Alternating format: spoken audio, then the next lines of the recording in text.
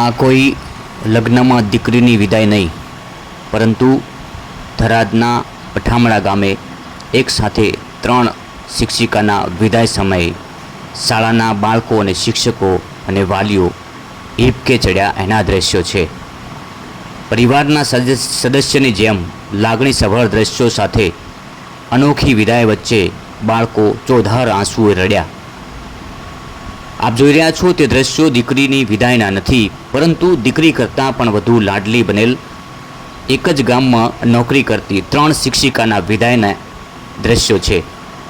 વાત છે થરાદના પઠામણા શાળાની કે જે 3 શિક્ષિકાની એક સાથે બદલી થતાં શાળામાંથી વિદાય લેતી વખતે શાળા પરિવાર શિક્ષકો સાથે વાલીઓ પણ આંસુ રોકી શક્યા નહોતા।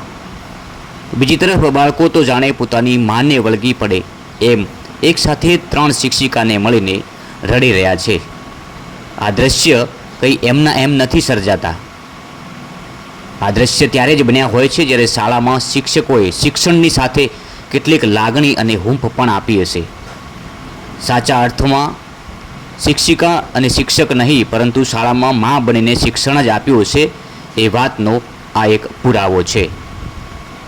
પઠામણા શાળામાં જાગૃતિબેન પંડ્યા, નેહાબેન પટેલ અને વિદ્યાબેન પરમાર દશકો પસાર શાળામાં કરી દીધો હતો।